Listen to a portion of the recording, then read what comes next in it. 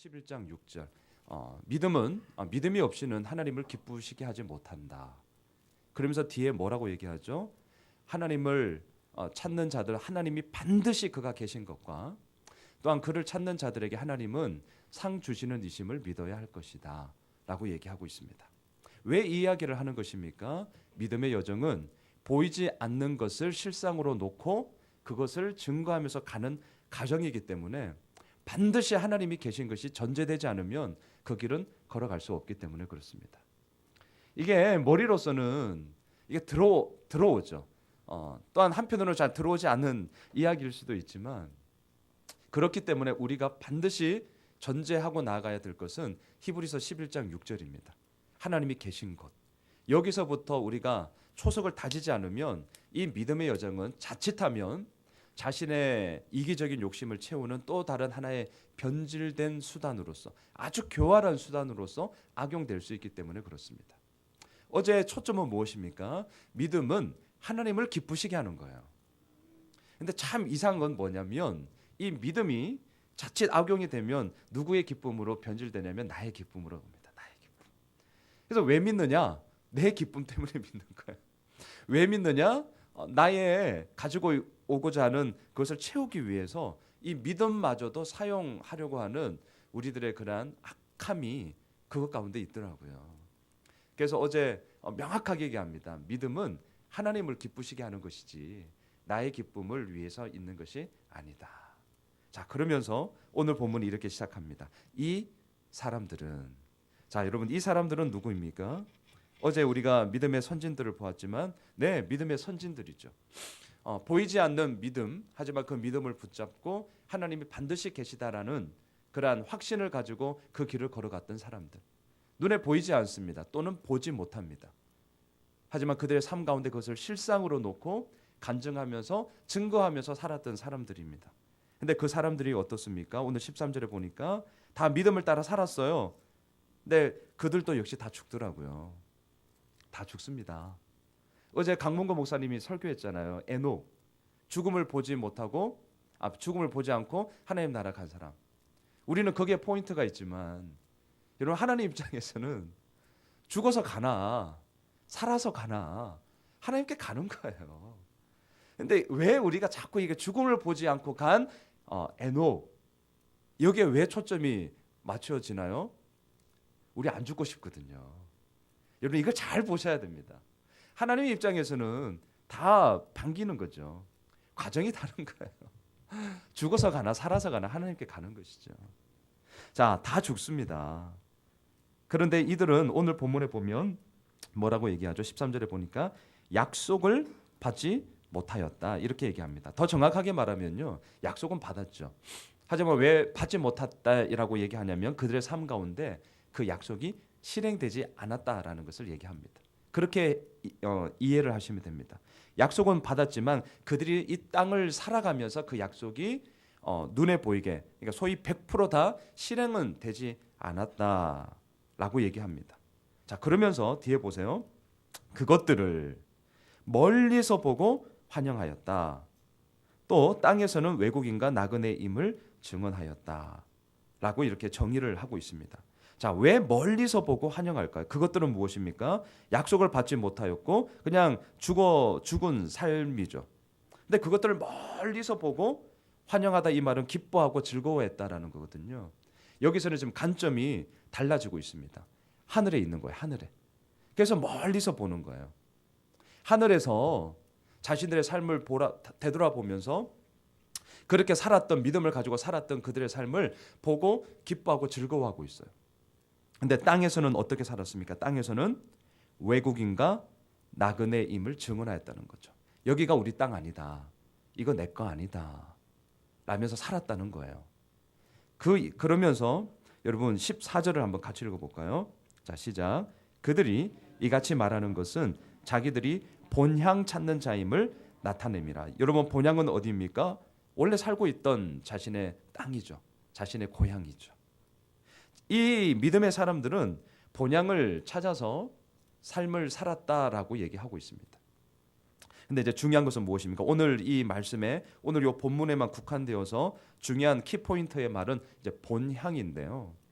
자, 이들이 찾는 본향은 어디냐? 15절을 보실까요? 같이 읽읍시다. 시작. 그들이 나온 바 본향을 생각하였더라면 돌아갈 기회가 있었으려니와. 자, 오늘 저는 두 가지 의도적으로 두 개를 이렇게 구분시키려고 하는데, 첫째, 나온 바 본향이 있어요. 이건 지금 땅의 이야기입니다. 저는 이제 대구가 고향이거든요. 대구에서 나온 바 고향은 저에게서는 대구예요. 대구. 여러분들에게도 각각 고향이 있겠죠. 이 여기서 말하는 15절은 지금 땅을 얘기합니다. 땅에 국한되어서 나온 바 고향을 언급하고 있고요. 하지만 16절에 보면 또 다른 본향이 하나 나오죠. 16절 같이 읽을까요? 시작. 그들이 이제는 더 나은 본향을 사모하니 곧 하늘에 있는 것이라. 여기까지요. 네. 자, 15절과 16절이 오늘 본문의 이 대립 구도예요. 나온 바 본향이 있고요.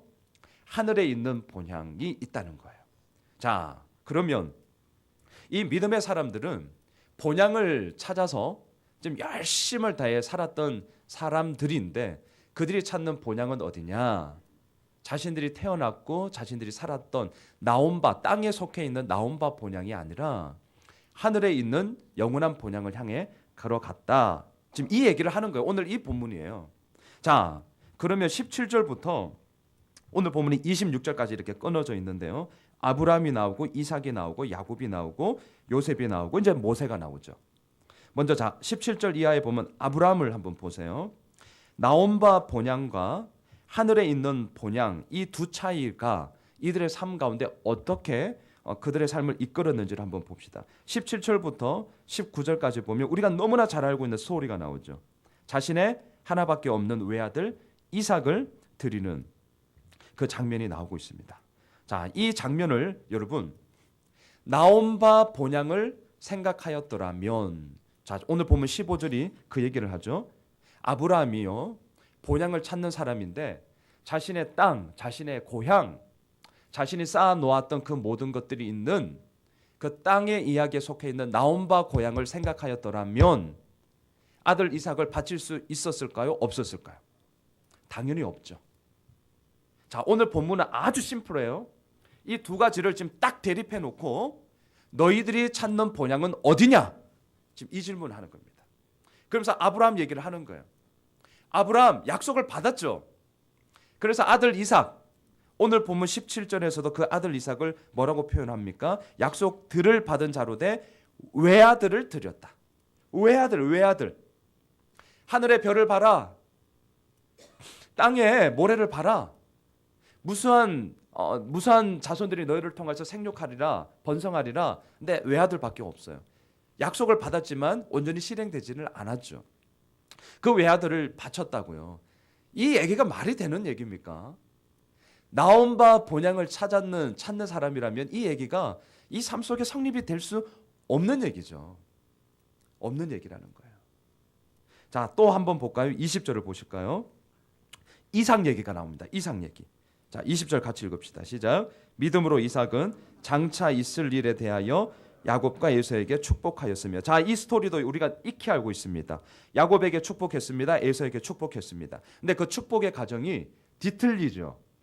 야곱의 속임으로 말미암아, 에서의 자신만만함으로 말미암아 뒤틀려요. 장자의 축복을 누구에게 줍니까? 차남인 야곱에게 주죠. 이삭 입장에서는 물론 속은 거죠. 속고 나서 장남인 에서가 와서 아버지에게 따지죠. 하지만 이상한 건 뭔 줄 압니까? 번복하지 않습니다. 이걸 잘 생각하셔야 돼요. 이삭은 자기가 속은 것을 알고 있음에도 따지고 있는 장남 에서의 말에 차남 야곱에게 준 축복을 번복하지 않아요. 그리고 에서는 에서에게 걸맞게 그냥 축복을 하고 그 사건이 그대로 진행이 되어집니다. 자, 이게 지금 오늘 히브리서 기자가 20절 단 한 절에서 얘기하고 있는데, 이삭이 축복할 때에 이 스토리를 가지면서 뭘 연결합니까? 왜 이삭은 그랬냐라는 거죠. 오늘 본문의 답은 제가 이미 다 했습니다. 나온 바 본향을 생각하였더라면 장남에게 줘야죠. 장남에게. 그래? 이거 취소. 번복을 시켜야죠. 야, 동생 야곱 데리고 와. 이렇게 해야죠. 그런데 이삭은 나온 바 본향의 그 길을 걸어가는 것이 아니라 하늘에 있는 본향을 향해 걸어갔다는 거예요. 물론 거기에는 아내 리브가의 말이 있었을 것입니다. 태중에서부터 하나님께서 약속하심이 있었기 때문에 번복하지 아니하고 그 길을 이삭 역시 걸어갔다라는 것입니다. 이삭이 오늘 우리들에게 얘기합니다. 너희들은 어떻게 살래? 나온 바 본향, 내 고향이 어땠는데? 이 나온 바 본향은 다시 적용을 한다면 내가 뭔가를 가지고 있고 내가 뭔가를 이루고 있었고 하는 내가 왕년에 바로 요겁니다. 내가 왕년에 이래 봬도 이렇게 이거에 가오 잡고 딱 가는 바로 그것을 향하여서 갔더라면 이렇게 했겠느냐라는 것입니다. 21절을 볼까요? 야곱도 봅시다. 야곱. 같이 읽읍시다. 시작. 믿음으로 야곱은 죽을 때에 요셉의 각 아들에게 축복하고 그 지팡이 머리에 의지하여 경배하였으며 네, 야곱도 마찬가지입니다. 죽을 때에 요셉의 각 아들 누구죠? 므낫세와 에브라임을 기억하십니까? 이것도 마찬가지예요. 장남이 므낫세거든요. 차남이 에브라임이에요. 그런데 어떻게 축복을 하죠? 이렇게 손을 딱 교차해서 어긋 맡겨서 이렇게 축복을 하죠. 오른손이 이스라엘에게 있어서는 축복의 손 아니겠습니까? 어긋 맡기면서 축복을 합니다. 아들 요셉이 뭐라고 그러죠? 아버지 이거 손 잘못 떼었는데요. 그럴 때 뭐라고 얘기하죠? 야곱이 나도 다 안다. 자, 지금 이게 보이십니까?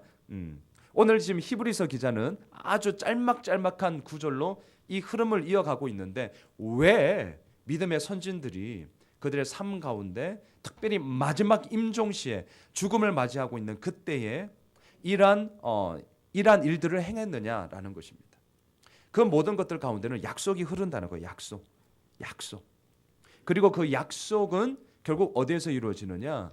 하늘에 있는 본향을 향하여서 걸어가는 그 걸음 속에 이 땅 가운데 나온 바 본향의 질서가 아니라 그냥 사람들이 그렇게 흘러가고 있는 내가 왕년의 이런 질서가 아니라 하나님의 질서 가운데서 이루어지는 그 일들이 지금 믿음의 선진들의 계보를 통해서 흘러가고 있음을 아주 명확하게 심플하게 우리들에게 도전하고 있고 질문하고 있는 거예요.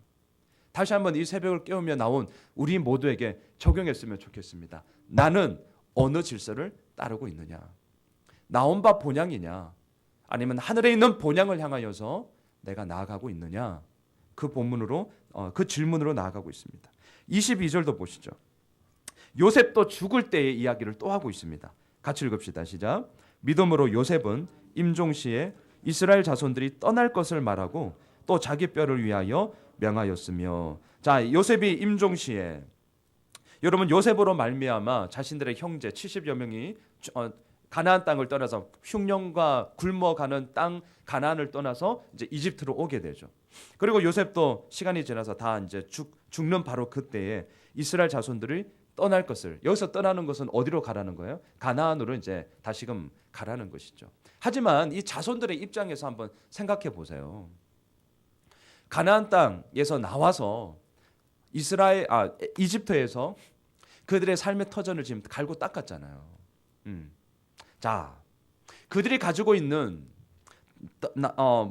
떠난 바, 나온 바 본향을 생각하였더라면 없는 땅이에요. 없는 땅.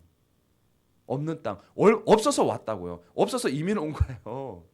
이민 와서 열심히 지금 살고 뭔가 슈퍼마켓도 하고, 우리 외국 가면 이제 미국 가면 말이 안 되니까 슈퍼마켓하고 세탁소하고 청소하고 그러잖아요. 뭐 대학 나온 거 다 필요 없어요. 아무도 안 알아줘요. 막 그렇게 살아서 뭐예요? 내 자식들은, 저희 큰 집이 미국에서 이제 그랬거든요. 내 자식들은, 그래서 이제 자식들은 막 착같이 해가지고 이제 거기서 고등학교 나오고 대학교 나오고 뭐 이렇게 이제 가더라고요. 자, 근데 떠나라는 거예요. 나온 바 본향, 다시 말하면 이 세상의 질서를 생각한다면 거기에 그냥 있으면 돼요. 땀의 결실이 있으니까, 뭔가 누린 그 열매에 대해서 열매를 먹고 있으니까 그냥 거기 있으면 돼요. 그런데 요셉은 그렇지 않습니다. 우리가 추구해야 될 본향은 어디에 있느냐? 하나님의 약속이 흐르고 그 약속으로 말미암아 반드시 상을 주시는 하나님이 원하시는 바 그 길을 걸어가야 된다라는 것을 마지막 유언으로 남기고 있음을 보게 됩니다. 다시 한번 우리들에게 적용하면 좋겠습니다. 우리는 어디를 구하고 있습니까? 본향을 찾고 있습니다. 우리들 역시 마찬가지입니다. 근데 나온 바 본향을 찾고 있느냐, 아니면 하나님의 약속이 흐르고 있는 하늘의 본향을 찾고 있느냐라는 것입니다. 모세를 보실까요? 모세는 뭐 더 어마어마한 이야기들을 하고 있습니다. 자, 24절부터 우리 26절까지 한번 쭉 읽어보면 좋겠습니다. 시작. 믿음으로 모세는 장성하여 바로의 공주의 아들이라 칭함받기를 거절하고 도리어 하나님의 백성과 함께 고난받기를 잠시 죄악의 낙을 누리는 것보다 더 좋아하고 그리스도를 위하여 받는 수모를 애굽의 모든 보화보다 더 큰 재물로 여겼으니 이는 상 주심을 바라봄이라. 이게 모세의 삶이었습니다. 모세가 왜 이렇게 합니까? 떠나온 본향, 자신의 왕자, 이집트 왕자, 이 모든 것들은 다 헛된 것임을. 근데 이렇게 느끼기까지 얼마나 많은 과정이 있었으면 우리는 출애굽기에서 이미 다 보았습니다. 이것이 믿음의 선진들의 삶이었습니다. 다시 한번 15절을 기억해 주십시오. 나온 바 본향을 생각하였더라면 이들은 돌아갈 기회가 정말 있었습니다.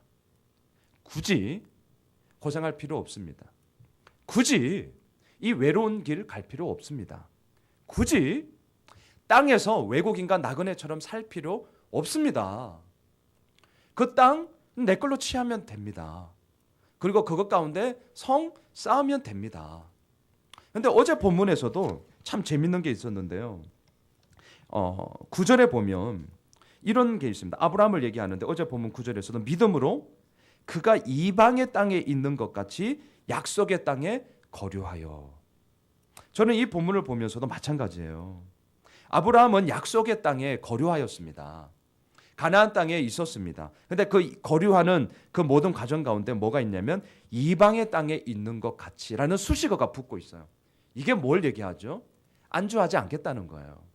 이방의 땅 낯설어요. 뭔가 머뭇거려요. 이 자리를 우리 새 가족으로 오신 몇몇 분들이 보이시는데 아직 낯설다고요. 이게 무엇입니까? 현실의 안주, 안일함, 익숙함에 빠진 함정이 아니라 약속의 땅에 있음에도 불구하고 언제나 그것 가운데서 하나님의 이루심과 하나님의 이끄심만을 붙잡고 나아가겠다는 아브라함의 정말 끊임없는 하나님을 붙잡고자 하는 그런 확신, 의지를 표현하고 있는 것입니다. 이게 믿음의 사람들이 걸었던 길이라는 것이죠. 말씀을 정리하겠습니다. 오늘의 포인트는 본향입니다. 우리도 본향 찾는 자죠. 그런데 그 본향이 어디에 있습니까? 떠나온 본향입니까? 하늘에 있는 본향을 향해 가는 것입니까? 여러분, 이 생각의 차이는 어마어마한 삶의 양상을 이끌고 옵니다. 우리가 아브라함을 운운했습니다. 이삭을 말했습니다. 야곱을 말했습니다. 요셉을 말했습니다. 모세를 말했습니다. 좋습니다. 이들의 삶 우리 박수치면서 우리 그렇게 살아야지. 네, 좋습니다. 하지만 이것은 엄밀히 말하면 이들의 이야기지 2016년 1월을 우리가 살아가고 있는 우리들의 이야기는 과연 어떻게 쓰여지냐라는 거죠. 말로는 좋은 얘기 얼마든지 할 수 있습니다. 하지만 정말 우리들의 생각과 우리들의 마음을 봅시다. 떠나온 본향을 찾고 있다면 힘들고 어려우면 돌아갈 것입니다. 나 돌아갈래. 돌아갈 것입니다. 굳이 내가 이렇게 해야 되나? 네. 돌아갈 기회가 참 많이 있을 것입니다. 하지만 하나님의 약속이 우리들 삶 가운데 주어지고 또한 그 약속을 붙잡고 나아간다면 돌아갈 것이 아니라 하늘에 있는 본향을 향해서 오늘도 나아가는 것입니다. 그것 가운데 아브라함, 이삭, 야곱, 요셉, 모셉과 같은 그리고 히브리서 11장에 나오는 이 믿음의 선진들의 이야기가 어디에 쓰여져야겠어요? 우리들에게도 쓰여져야죠. 그리고 어디까지 쓰여지겠습니까? 우리 새끼들에게도 쓰여지고 주님 오시는 그날까지 이 히브리서 11장의 이 믿음의 계보가 쓰여져 가야 되지 않겠습니까? 우리 그 길 함께 갑시다. 네, 우리 혼자 잘났다고 이렇게 뻐길 것도 없고 같이 가라고 우리에게 공동체를 주셨습니다. 오늘 그 본향을 향해서 우리 두 손 꼭 붙잡고 우리 함께 걸어가는 우리 모든 믿음의 가족들 되시길 주님의 이름으로 축원합니다. 기도하겠습니다. 하나님, 우리도 본향을 찾는 자들입니다.